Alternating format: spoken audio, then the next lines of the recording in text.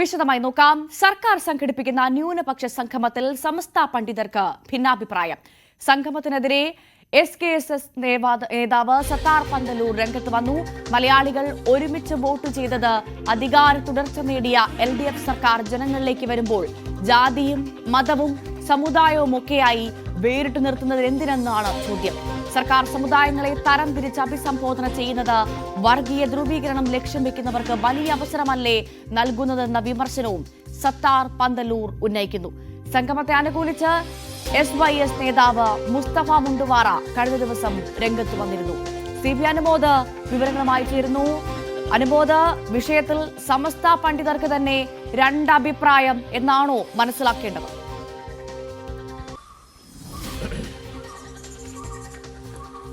ഭവ്യ, ഈ ന്യൂനപക്ഷ സംഗമത്തെ കുറിച്ചുള്ള ചർച്ചകൾ ഉയർന്നപ്പോൾ തന്നെ ഇതിൽ കഴിഞ്ഞ ദിവസം SYSന്റെ നേതാവായ മുസ്തഫ മുണ്ടുപാറ നമ്മളോട് തന്നെ അദ്ദേഹത്തിന്റെ അഭിപ്രായം രേഖപ്പെടുത്തിയിരുന്നു. അത് പോസിറ്റീവായിട്ട് കാണുന്നു എന്ന തരത്തിലായിരുന്നു അദ്ദേഹത്തിന്റെ അഭിപ്രായം. തെരഞ്ഞെടുപ്പ് അടുത്തു നിൽക്കുമ്പോൾ ന്യൂനപക്ഷങ്ങൾക്ക് പറയാനുള്ളത് കേൾക്കാനുള്ള ഒരു അവസരമായിട്ട് ഇതിനെ ഉപയോഗിക്കണം.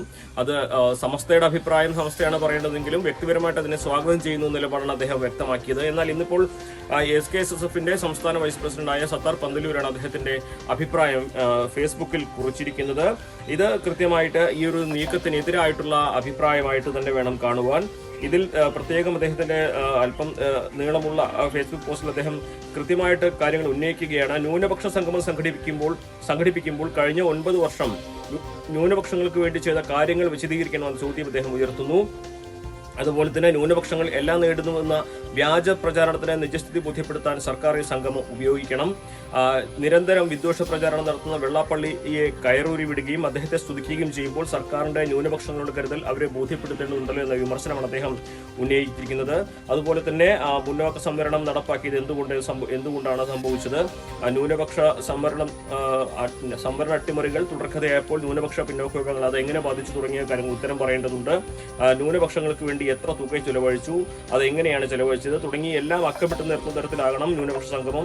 അതല്ല ഓരോ സംഗമത്തിലും പ്രത്യേകം സൂചിപ്പിക്കലാണെങ്കിൽ അത് തിരിച്ചറിയാൻ പെട്ടെന്ന് കഴിയും എന്ന് അദ്ദേഹത്തിന്റെ അഭിപ്രായമായിട്ട് രേഖപ്പെടുത്തുകയാണ് ചെയ്യുന്നത്. ഇത് തെരഞ്ഞെടുപ്പ് മുന്നിൽ കണ്ടുകൊണ്ടുള്ള ഒരു നീക്കമാണെന്ന മുസ്ലിം ലീഗിന്റെ കഴിഞ്ഞ ദിവസത്തെ അഭിപ്രായത്തെ പിന്തുണയ്ക്കുന്ന തരത്തിൽ തന്നെയാണ് അദ്ദേഹത്തിന്റെ ഈ ഫേസ്ബുക്ക് പോസ്റ്റിലെ കുറിപ്പുകളെ നമുക്ക് വിശദീകരിക്കേണ്ടത്. അതായത് ഇതൊരു പോസിറ്റീവായിട്ടുള്ള നീക്കമായിട്ടല്ല അദ്ദേഹം കാണുന്നത്. ഇത് സംബന്ധിച്ച് സർക്കാരിന് ന്യൂനപക്ഷങ്ങൾക്കെതിരായിട്ട് ഈ സർക്കാർ ചെയ്ത കാര്യങ്ങൾ ഒരുപാടുണ്ടെന്നിരിക്കെ ഇപ്പോൾ തെരഞ്ഞെടുപ്പ് അടുത്തിരിക്കുന്ന സമയത്ത് ഇത്തരത്തിലൊരു സംഗമം നടത്തുന്നത് ഒരു തരത്തിൽ വോട്ട് ലക്ഷ്യമിട്ടുള്ള നീക്കമായിട്ട് തന്നെ.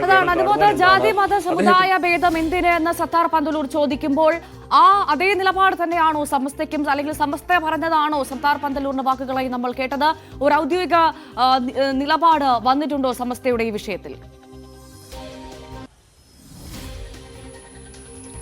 സമസ്ത ഇക്കാര്യത്തിൽ ഔദ്യോഗികമായിട്ട് നിലപാട് പ്രഖ്യാപിച്ചിട്ടില്ല. അതിന് പ്രധാനപ്പെട്ട കാരണം സർക്കാരിന്റെ ഭാഗത്ത് നിന്ന് ഔദ്യോഗികമായിട്ട് ഈ കാര്യത്തിൽ ഒരു പ്രഖ്യാപനം ഉണ്ടായിട്ടില്ല എന്നത് തന്നെയാണ്. സർക്കാർ ഇക്കാര്യത്തിൽ ഇപ്പോഴും ഒരു പ്രഖ്യാപനം നടത്താത്ത സാഹചര്യത്തിൽ ഏതാണ് ഈ ഒരു യോഗത്തിന്റെ അല്ലെങ്കിൽ ഇത്തരൊരു സംഗമത്തിന്റെ അജണ്ട എന്താണെന്ന് വ്യക്തമാക്കാതെ, ഇതിൽ ആരെല്ലാം പങ്കെടുക്കുന്നു, ആരെല്ലാം ക്ഷണിക്കുന്ന കാര്യത്തിൽ വ്യക്തമാക്കാതെ സമസ്ത ഇതിൽ അഭിപ്രായം പറയുകയില്ല. പ്രത്യേകിച്ച് സമസ്തയ്ക്ക് ഇതിൽ ക്ഷണം ലഭിച്ചാൽ അത് മാത്രമാണ് അതിൽ ഔദ്യോഗികമായിട്ടുള്ള സമസ്തയുടെ ഭാഗത്തുള്ള പ്രതികരണം ഉണ്ടാവുക. ഇപ്പോൾ പുറത്തു വരുന്നത് ഈ സംഗമത്തെക്കുറിച്ചുള്ള പലതരത്തിലുള്ള വാർത്തകളാണ്. അപ്പോൾ സ്വാഭാവികമായിട്ട് അതേക്കുറിച്ചുള്ള അഭിപ്രായങ്ങൾ വരുന്നത് വ്യക്തിപരമായിട്ടുള്ള നിലപാടുകളായിട്ട് തന്നെ വേണം കാണുവാൻ. സമസ്തയുടെ ഭാഗത്തുനിന്നും അത്തരത്തിൽ ഒരു ഔദ്യോഗിക പ്രഖ്യാപനം ഇക്കാര്യത്തിൽ വരാത്തതിന്റെ കാരണം സർക്കാരിന്റെ ഭാഗത്തുനിന്നും അത്തരത്തിൽ ഔദ്യോഗിക പ്രഖ്യാപനം നടക്കാത്തതും ഇതിൽ ക്ഷണം ലഭിക്കാത്തതുമാണ്. ഇതേ നിലപാട് തന്നെയാണ് മുസ്ലിം ലീഗിനും പറയാനുള്ളത്. അതായത് ഇക്കാര്യത്തിൽ സർക്കാരിന്റെ നിലപാട് ഔദ്യോഗികമായിട്ട് സർക്കാർ പ്രഖ്യാപിക്കട്ടെ, അതിനുശേഷം മതി ഇത്തരത്തിലുള്ള ഔദ്യോഗികമായിട്ടുള്ള നിലപാട് പ്രഖ്യാപനങ്ങൾ. പക്ഷെ നമുക്കറിയാം സമസ്തയിലെ എക്കാലവും ഈ സർക്കാരിന്റെ സമീപനത്തോടെ രണ്ട് നിലപാട് സ്വീകരിക്കുന്ന പണ്ഡിതരുണ്ട്.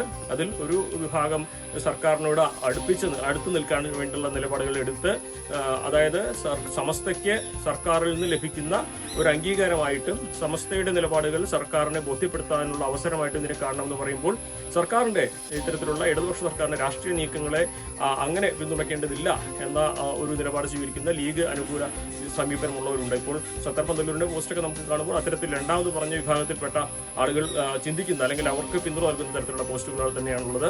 എന്താണെങ്കിലും സർക്കാരിന്റെ ഈ ഒരു നീക്കത്തിനെതിരെ സമസ്തയിലെ പണ്ഡിതർക്ക് ഭിന്നാഭിപ്രായമാണെന്ന കാര്യത്തിൽ അതാണ് അനുമോദ. തുടക്കം മുതൽ തന്നെ ന്യൂനപക്ഷ സംഗമവുമായി ബന്ധപ്പെട്ട് വലിയ വിമർശനങ്ങൾ പ്രതിപക്ഷത്തിന്റെ ഭാഗത്ത് നടക്കുമെന്ന് നമ്മൾ കേട്ടതാണ്. തദ്ദേശ നിയമസഭാ തെരഞ്ഞെടുപ്പ് ലക്ഷ്യമിട്ടുള്ള വർഗീയ ധ്രുവീകരണത്തിനാണ് സർക്കാർ ഒരുങ്ങുന്നത് എന്നതടക്കത്തിലുള്ള വിമർശനങ്ങൾ അടക്കം പ്രതിപക്ഷം അടക്കം ഉന്നയിച്ച് നമ്മൾ കേട്ടു. അതേ സാഹചര്യത്തിലാണ് ഇപ്പോൾ ജാതിയും മതവും സമുദായവും ഒക്കെയായി വേറിട്ട് നിർത്തുന്നത് എന്തിനെന്ന ചോദ്യം സത്താർ പന്തലൂർ ഉന്നയിക്കുന്നത്. സ്വാഭാവികമായും രണ്ടഭിപ്രായം സമസ്തയിൽ നിന്ന് വന്നതോടുകൂടി തന്നെ സത്താർ പന്തലൂരിന്റെ അഭിപ്രായത്തിന് അവിടെ യോജിപ്പുണ്ടോ എന്ന കാര്യമൊക്കെ അറിയേണ്ടിയിരിക്കുന്നു. അത് വളരെ പ്രധാനമായിരിക്കുമല്ലേ?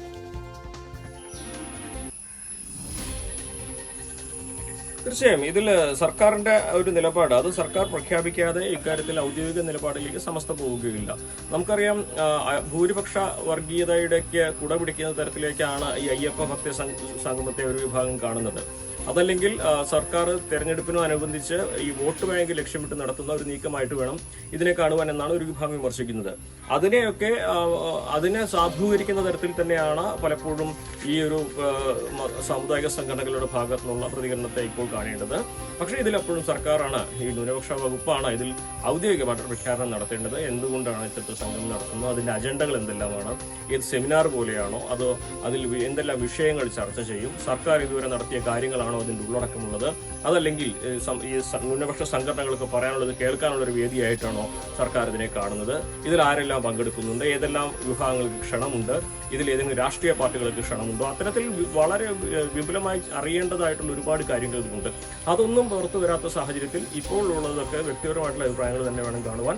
അതുകൊണ്ടാണ് സർക്കാരിന്റെ ഈ ഒരു സമീപനത്തിൽ ഔദ്യോഗിക പ്രഖ്യാപനം ഒന്നിനു ശേഷമേ സമസ്തയോ അതുപോലെ തന്നെയുള്ള സംഘടനകളോ ഔദ്യോഗികമായിട്ട് അല്ലെങ്കിൽ അവരുടെ പ്രഖ്യാപിത നിലപാട് പുറത്ത് പറയുകയുള്ളൂ അല്ലെങ്കിൽ പങ്കുവെക്കുകയുള്ളൂ നിലപാട് സ്വീകരിച്ചു. ഇത് മുസ്ലിം ലീഗും സമാനമായ നിലപാടാണ് ഇക്കാര്യത്തിൽ സ്വീകരിച്ചിട്ടുള്ളത്. ഭവ്യ. ശരി, സി വി അനുമോദാണ് വിവരങ്ങൾ നൽകിയത്.